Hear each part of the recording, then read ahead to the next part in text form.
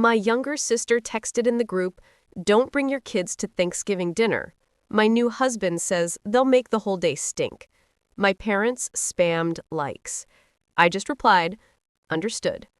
The next morning, when my sister and her husband walked into my office and saw me, he screamed because he hadn't expected me to be the person behind the desk.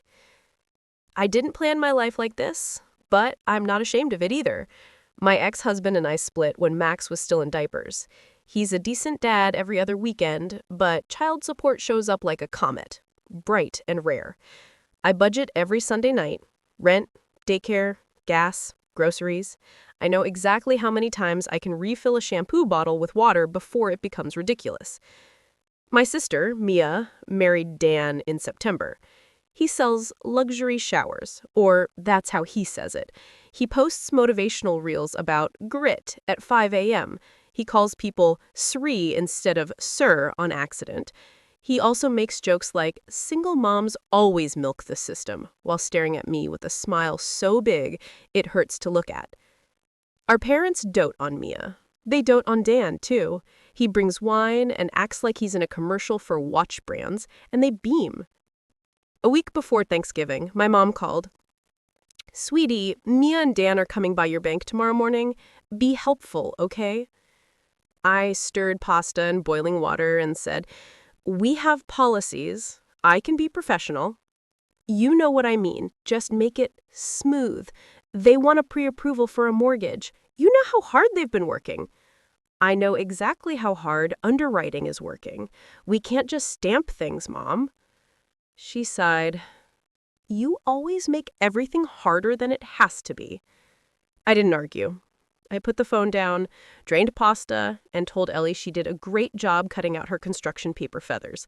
I told Max he could have 2 meatballs if he promised to eat carrots too. We ate together. We watched a cartoon. After they were in bed, I set out their clothes for school and daycare and stuck a note to my purse: "Send in class snack Friday." My phone lit up again. Family group chat. Mia, just to be clear, no kids at dinner. Some of us are sensitive to smells. LOL. My dad reacted with the thumbs up. My mom added a champagne glass emoji. My thumb hovered over the phone. I felt a flicker behind my ribs. Anger? Sadness? Both. I typed, "Understood." The next morning, when my sister and her husband walked into my office and saw me, he screamed because he hadn't expected me to be the person behind the desk. He actually screamed, like a toddler whose toy just got pulled away. Mia touched his arm. "This is my sister," she said, her voice rising. "I told you." He stared at me. I stared back. I wanted to say, "You texted that my kids would make Thanksgiving stink." Instead, I said, "Good morning. I'll have our loan officer join us." He blinked. He forced a smile that looked like a grimace. "Great," he said through teeth. "Great. Family helping family." I buzzed Miguel. He came in with a legal pad and a calm face that has diffused 1,000 fires. "Hi, I'm Miguel. Nice to meet you both." We all sat. I watched Dan cross his leg and shake his foot like it had more caffeine than my entire bloodstream. Miguel said, "Let's look at your application." He flipped a page. "So you're looking for a pre-approval for $525,000? Dan grinned. "That's the floor." Miguel nodded. "We'll start with the basics. 2 years of tax returns, W-2s or 1099s, last 2 months of bank statements, and we'll run your credit." Dan's laugh came out too high. "Run it. Let's get it." Mia glanced at me, then at her hands. I could feel a steam pressure building behind my eyes. I breathed. I said nothing. Miguel went through the steps, asked for authorization, clicked on his keyboard. While he waited for the credit report, he tried small talk. "You both work?" "Oh yeah, I'm a contractor. I make bank. This is a formality." Miguel nodded again. The printer started spitting out paper. I already knew the smell of panic when people hear the numbers. It's not sweat, it's the way the room goes still. Miguel scanned the sheet. His eyebrows did that thing where they try not to move and move anyway. "Okay," he said slowly. So we've got a 589 credit score, some late payments, a charged-off credit card, a repossession 2 years ago. Dan laughed again. That's wrong. No. Also, Miguel said, your reported income on last year's return is low. Dan leaned forward. I do cash. Everyone in my field does cash. This is why we came to family. She can fix this.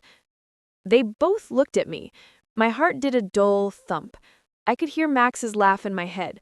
I could see Ellie's marker-stained fingers. I can't fix anything, I said. We follow policy. Miguel handles this. I looked at Miguel. I'm recused. Dan's jaw worked like he was chewing gristle. So you can't do anything. Good to know. Miguel stayed professional. He's good at that. There are steps you can take. Pay off the collections, bring the credit utilization down, show consistent income on your tax returns. If you're self-employed, we need 2 years of filed returns. We can revisit then. Dan shook his head. We're not waiting. The market is moving. We put an offer in yesterday. We need the pre-approval today. Miguel kept his voice gentle. We can't issue that with these numbers. Dan turned to me like Miguel had disappeared. Call your boss. I am the branch manager? Then override it. Use your discretion. Your family. You owe us for everything. My eyes narrowed. For what exactly? For all the times we've invited you. For all the times we've helped you. He gestured vaguely. Your parents said you'd help. I was aware of the teller line noise outside the office, the buzz of the fluorescent lights. I could feel my cheeks getting hot. I kept my tone even. I can't override underwriting guidelines, and I wouldn't if I could. It's not ethical. He leaned back and laughed like that word was a bad taste in his mouth. Ethical. Cute. Mia finally spoke. Can you at least hurry it up? Write something that says we're good for it? Mom said you can do letters. No, I said. We can't. That's not how this works. Dan's voice dropped. So you're going to sit there after telling us we can't bring kids to Thanksgiving because it'll stink? You told me, I said. He blinked. For a second, his face softened like he realized who'd said what. Then the anger came back fast. We have standards. That's not the point. The point is you're blocking our future over paper. Miguel stood. Let's take a break. I'll give you a minute. He left. The door shut. The room got smaller. I don't block anyone's future, I said. I pay my rent, I clip coupons, I keep my kids clean and fed and on time, and I come to work and follow rules that protect people. Mia's eyes went glassy. Why are you being so dramatic? Dramatic? I laughed. It sounded foreign, too high. You texted me that my kids smell. You and Mom and Dad hit like and thumbs up like it was a joke. It was a joke, Mia whispered. Dan is sensitive. He doesn't like diapers. Max is potty trained, and Ellie has never... You know what? I don't have to explain my kids to you. Dan stood fast. His chair scraped the floor. We're wasting time. He jabbed a finger at my desk. Do the letter, or call your parents and tell them you refused. I'll do that, and I'll also document that you requested we misrepresent your application. He took a step toward me. Everything in me went cold. I kept my face still, but my hands curled under the desk. Miguel opened the door like he'd been listening and knew to hop back in. Okay, so next steps. We'll deny this application for now, but if you address the items we talked about... No, Dan snapped. We'll take our business elsewhere. That's your right, Miguel said. I'll print the denial for your records. He glared at me. You did this. You're bitter. That's why your husband left. He left because he cheated, I said, calm as I could. Please leave my office. He slammed his hand on the desk. A pen jumped. In the lobby, someone turned their head. Security, I said, not yelling. The word was enough. The guy at the front, who knows me and my kids' names, stood up and came toward the door. Dan scoffed. You think I'm scared? I think you're done here, I said. Mia grabbed his arm. Dan, let's go. She looked at me, her voice small. You need to apologize to Mom. For what? I asked. For being difficult. For embarrassing us. Security stood in the doorway with an apologetic smile. Folks, if you could head out. Dan turned to leave, then spun back and hissed, You'll regret this. I'll make sure your parents cut you off. And don't bring your animals to my house again. Something broke and settled inside me at the same time. It was like a tree cracking and a door closing. They're not animals. They're children. They're my children. He walked out in a storm. Mia trailed behind. At the threshold, she paused. You always ruin everything, she whispered. Then she was gone. I sat in the quiet office. Miguel shut the door gently. He put the denial letter on my desk and said, I'm sorry. Not your fault, I said. My voice shook. You did the right thing. And HR will want a report. We'll back you up. Thank you, I said. I stared at the tiny smear of dirt on my floor where Dan's shoe had dragged. I breathed. In and out. It still hurt, but underneath the hurt was something clean. My phone buzzed. Mom, what did you do? Dad, unbelievable. Mia, you owe us. I locked my screen. I went to the bathroom and splashed water on my face. I looked in the mirror. I looked like someone who had finally decided where her line was. That afternoon, HR took my statement. Miguel gave his. The teller who'd seen Dan slap my desk wrote a note too. The bank sent me home early and told me to breathe. On the way to pick up the kids, I sat in the car and let my head fall onto the steering wheel. My phone buzzed nonstop. I turned it off. I picked up Ellie and Max. We made grilled cheese and tomato soup. Ellie asked, Are we seeing Grandma on Thursday? Not this Thursday, I said. Why? She asked. Because we're going to do something different this year, I said. We're going to have Thanksgiving with Miss Patel and her boys upstairs. We'll make mac and cheese and we'll watch the parade. She nodded, like this was fine. Max said, Can I stir? And I handed him the spoon. The next day, Mom called while I was in the break room. I took it. You humiliated us, she said. Dan said you called security. He was yelling and refused to leave. I had to. It's my workplace. You should have helped them, she said. You know their situation. I know their numbers, I said. I can't break rules. And I won't lie. You always make everything so cold, she said. Family is supposed to help. Mom, family doesn't mean I sign off on fraud. Family doesn't mean I let someone call my kids animals. Silence. Then, you're being sensitive. I'm being a mother, I said. We're not coming to Thanksgiving. Please don't ask again. She hung up. A minute later, my dad wrote, Think long and hard about what you're doing. Then, you'll regret isolating yourself. I stared at the texts. My hands shook. I opened my banking app. The number looked the same as yesterday. Rent due in 8 days. Car insurance due Friday. I took 2 extra shifts at the drive-through window.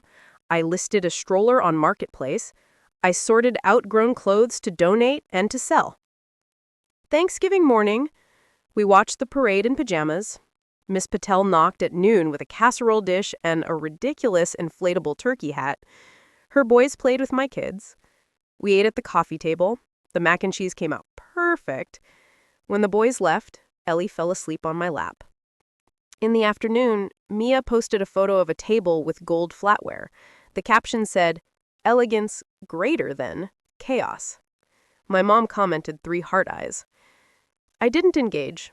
I folded laundry. I read Max's dinosaur book 3 times. I felt the ache. And underneath, I still felt that clean thing. It hurt. It also felt like fresh air. A week later, Miguel handed me a copy of the denial letter that had been mailed. He said, They filed a complaint. HR's handled it. You're fine. Thanks, I said. At home, I got an envelope. I braced. It was a late child support check. Not much. It helped. I paid the car insurance. I bought Ellie new sneakers on sale. I fixed the wobbly table leg with a folded placemat and laughed at myself for thinking I could fix everything. 2 months later, my mom texted, "We'd like to see the kids. Saturday?" I stared at the message. I typed, deleted, typed again. "Yes," I wrote. "Park at 2 p.m. Ground rules are no comments about smells, behavior, or my parenting. If that's a problem, we don't meet." "Okay," she wrote. "We just want to see them." We met at the park. My parents were careful. My dad brought the bubble wand the kids like. My mom didn't say a word about stains or noise. After an hour, we said goodbye. It felt civil. A start, not a fix. A week later, Mia texted me for the first time since the bank. She wrote, "Sorry if we offended you. Dan is particular." I looked at the words a long time. I typed, "I won't be insulted in my own family. My kids aren't optional. I won't co-sign loans, push approvals, or pretend things are fine when they're not. I want peace, but not at the cost of respect." She wrote, "K." That was it. It hurt. It also made space. This year, I'm hosting a small Thanksgiving with friends. Miss Patel, Miguel and his wife. My kids will make place cards. If my parents want to come, they can bring green beans and leave judgment at the door. The moral is simple. Help doesn't mean bending your ethics, and love doesn't mean letting people humiliate your kids. Boundaries are not punishment. They are the price of admission to my life.